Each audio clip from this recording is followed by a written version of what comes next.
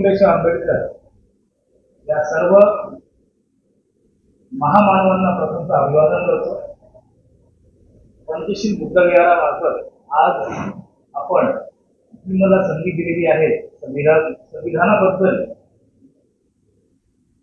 मी माझं भाषण म्हणणार नाही, पण संविधानाबद्दल जी माहिती देण्यासाठी आपण मला तिथे बोलावलं त्याबद्दल मी खरंच आपण धन्यवाद देऊ इच्छितो। सुनील कांबळे सरांनी मला सांगितलं की आम्ही 26 नोव्हेंबर संविधान दिन साजरा करणार आहोत आणि संविधान दिन साजरा करताना आमची फार मोठी रॅली असणार आहे, परंतु त्या रॅलीला मी अवेलेबल नाही आहे कारण की चंद्रपूरला आहे 26 नोव्हेंबरला। राजाभाऊ खोब्रागडे बॅरिस्टर राजाभाऊ खोब्रागडे जे आहेत त्यांचे जे काही कुटुंबीय आहेत त्यांची मोठं संविधान महोत्सव साजरा होतो। यंदा त्यांनी मला इथे निमंत्रित केलं आहे संविधानावर बोलण्यासाठी, म्हणून म्हटलं की आपण कधी पण त्याच्या अगोदरचा रविवार किंवा त्याच्या नंतरचा रविवार आपण घेऊ आणि इथे येऊ। सर्वप्रथम आपण इथे सगळे जमलेला आहात, संविधान प्रेमी आहात आणि संसदीय लोकशाही मांडणारे आहात असं मला वाटतं। आता तरच वाचवा माझे हा विषय आणि शब्द फार मी जबाबदारीने हा विषय निवडलेला आहे कारण की मी या क्षेत्रात गेले 10 वर्ष काम करतोय वकील क्षेत्रात। बरं, मी हा वकील क्षेत्रात आलो कसं तुम्हाला स्वतःच सांगतो। मी 13 वर्ष कन्स्ट्रक्शन इंडस्ट्रीमध्ये चांगल्या हुद्द्यावरती कार्यरत होतो। टाटा, शापूरजी पालनजी, प्रतिभा, केकसाई, अल्फरा, सॅमसंग या सगळ्या कंपनीत मी काम केलं आहे। 1.25 लाखाचा पगार घेत होतो मी। पण जेव्हा मला स्वतःला वाटलं की आपण बाबासाहेबांच्या चळवळीशी प्रामाणिक नाही आहोत, बाबासाहेबांनी एक विधान केलं होतं आपल्याला माहिती असेल, मुझे पढे लिखे लोगों ने धोखा दिया, सगळ्यांना माहिती आहे। याचा विचार कोणी कोणी केला की बाबासाहेब असं का म्हटले असतील, बरं ते पण शेवटच्या टप्प्यात बाबासाहेब असं का म्हणाले की मुझे पढे लिखे लोगों ने धोखा दिया, का म्हणाले असेल? कोणाला विचार पडला का? प्रश्न आला का? कोणाला आला? कोणाला प्रश्न? मला आला प्रश्न, म्हणून विचार केला 2015-16ला की ज्याप्रमाणे बाबासाहेबांनी वकिली केली, वकिलीचा अभ्यास केला, अर्थशास्त्राचा अभ्यास केला, वकिलीने अर्थशास्त्र म्हणजे कायदा आणि अर्थशास्त्र हे देशाच्या जडणघडणीसाठी फार महत्वाचं आहे। त्याप्रमाणे आपल्या आडनावामागे कुठले असं मोठं नाव नाही आहे, एक ऑर्डिनरी नाव आहे। आपण राजकीय क्षेत्रात शून्य आहोत, पैशाने शून्य आहोत। मग अशा परिस्थितीत आपल्याला पुढे काय करता येईल सामाजिक न्यायाच्या चळवळीसाठी? तर मी वकिली क्षेत्राकडे गेलो। वकिली क्षेत्र हा मी व्यावसायिक क्षेत्र म्हणून निवडलेला नाहीये। वकिली क्षेत्र मी हा सामाजिक न्यायाच्या चळवळीसाठी माझं जे योगदान असेल त्यासाठी निवडलेलं आहे। 19ला जेव्हा आता डिग्री आली त्यापासून मी माझा जो काही जे काम करत होतो ते सोडलेलं आहे आणि माझं घर, माझी चळवळ, माझी 3 संघटना ही मला मिळालेल्या उत्पन्नातून मी ते चालवतो। मग आपण जो म्हणतो की बाबा आमचा समाज जो आहे, आंबेडकरी समाज जो आहे, तो संविधानाला आणि बाबासाहेबांच्या चळवळीला जिवंत ठेवतो। आपल्याला आरशात बघायची वेळ आलेली आहे मला असं वाटतं। जर खरोखर संविधान वाचवायचं असेल आपल्याला खरोखर, कारण की संविधान नाही तर आपली हालत पूर्वीपेक्षाही बदतर आणि भयंकर होणार आहे। आजच्या घडीला जे काही चालू आहे देशामध्ये, आपण फक्त टीव्हीवरती बघतो आणि शांत राहतो। आपल्या ज्याही राजकीय संघटना आहेत त्या एकत्रित नाही आहेत, स्वार्थाने प्रेरित आहेत। कुठल्याही राजकीय संघटनेचा सदस्य नाही, मी स्वतंत्र आहे, एकत्र नाही। बरं, संविधान वाचवायला आपल्याला कुठे जायला पाहिजे सांगा बरं? संविधान कुठे वाचणार? रस्त्यावरती वाचवणार आपण संविधान? एवढी ताकद उरली आपल्याकडे रस्त्यावर वाचवण्याची? संविधान वाचवायला आपल्याला संसद भवनात जावं लागेल।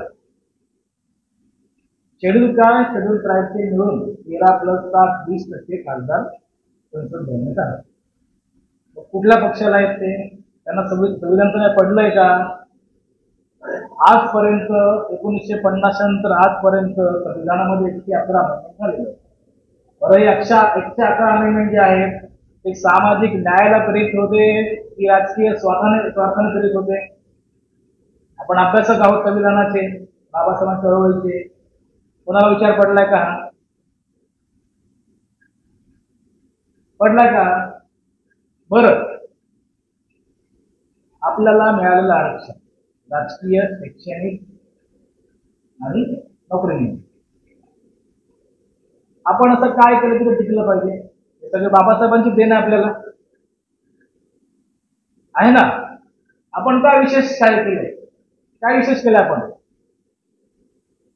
काहीच विशेष नाही केलं आणि करण्याचा प्रयत्न सुद्धा करत नाहीत आपण. बरं, भारताच्या संविधानाच्या प्रियांबल मध्ये जो बदल करण्यात आला तो बदल उचित होता का अनुचित होता, कसा होता, याची जी समीक्षा आहे ती आपण केलेली नाहीये.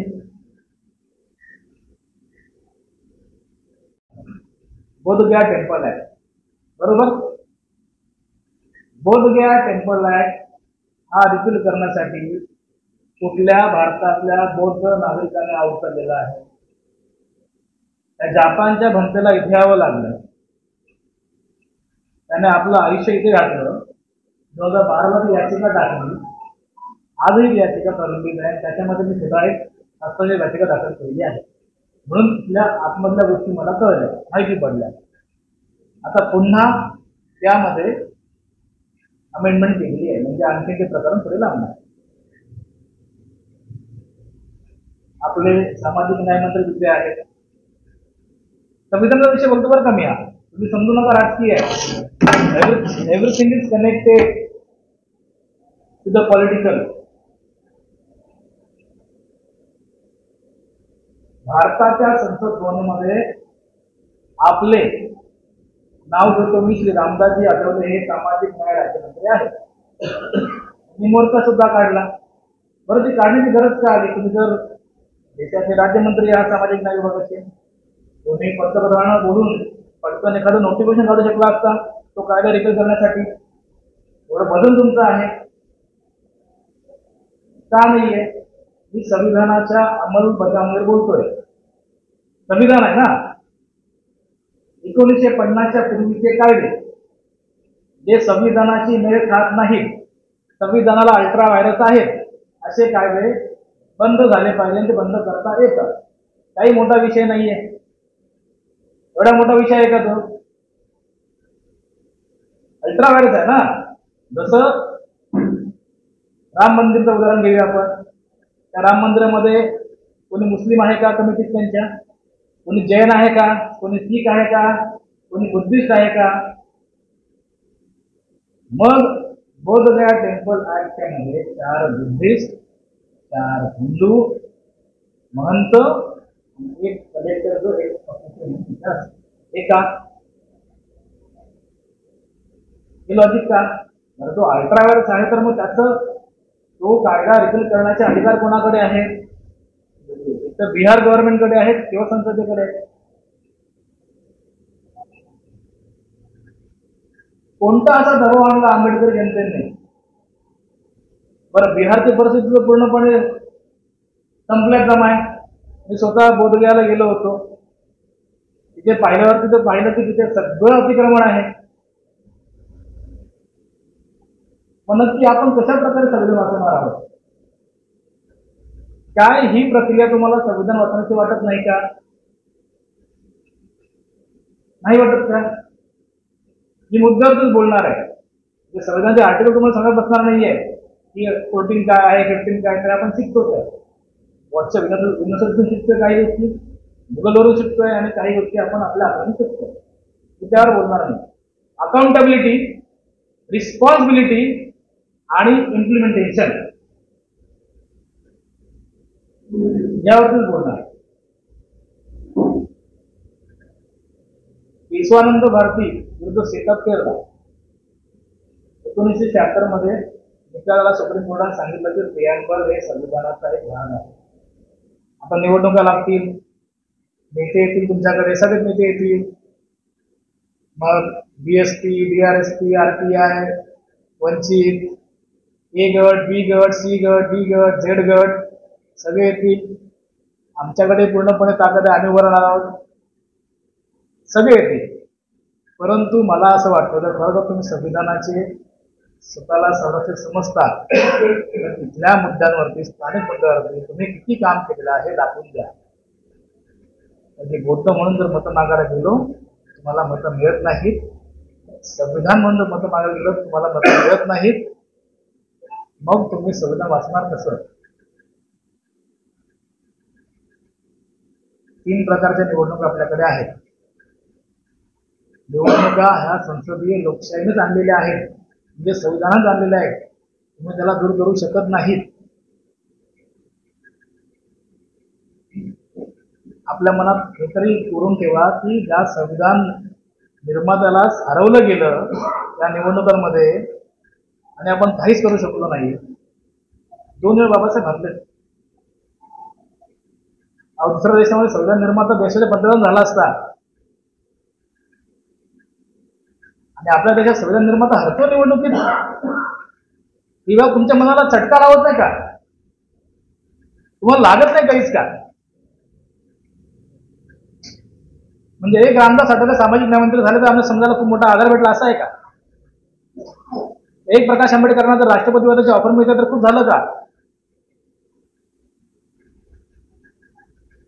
मग कुठे गेला समान हक्क संविधानातला? कुठे आमचा राजकारणातला हक्क? तो हक्क तुम्हाला संविधानात देऊ शकेल. माझी नम्रपणे सर्वांना विनंती आहे, तुम्हाला तुमचे राजकीय अधिकार वाचवायचे असतील, सामाजिक अधिकार वाचवायचे असतील, शैक्षणिक अधिकार वाचवायचे असतील तर तुम्हाला संविधान वाचवून त्याची अंमलबजावणी करावी लागेल आणि तरच संविधान वाचवलं जाईल. इथेच थांबतो. सर्वांनी मला ऐकलं त्याबद्दल सर्वांचे धन्यवाद. धन्यवाद, सगळ्यांचे धन्यवाद. आणि मला असं वाटतंय, मी अशी अपेक्षा करू इच्छितो की यापुढे तुम्ही खरोखरच तुम्ही बुद्धपूजा घेताना, बुद्धवंदना घेऊ नका असं म्हणणार नाही मी. त्याचबरोबर फक्त वर्षाच्या वासाच्या वेळी बुद्धवंदन धम्म आपण बोलतो ना, संविधानाचा उत्सव करताना आता 26 नंबर येतोच आहे, तर 7 दिवस संविधानावरती बोलण्यासाठी आपण एक अशी आता एक प्रक्रिया राबवली पाहिजे की प्रत्येकाला येऊन संविधान वाचायचं आहे, अशी राबवली पाहिजे प्रक्रिया. नाही बाबा ये तू काहीतरी बोल, एखाद्या वक्त्याला बोलवायचं त्याला सांगायचं तू सांग, आम्हाला रटायला सांगू नकोस, मला प्रॅक्टिकल सांग, प्रत्येक आर्टिकल सांग. 7 दिवस करू शकतो आपण, तसं करायला काहीच हरकत नाही आहे. त्यामुळे तेही करा. फक्त बुद्धवंदनापर्यंत मर्यादित राहू नका. विहारापेक्षा तुम्ही बाहेर या, विहारामध्ये बुद्धवंदना घ्या, पण संविधान बाहेर सांगा, जे लोकांना पण कळेल, जेणेकरून लोक पण तुमच्याकडे वळतील. इथेच थांबतो. धन्यवाद. जय भीम, जय शिवराय, जय भारत, जय संविधान.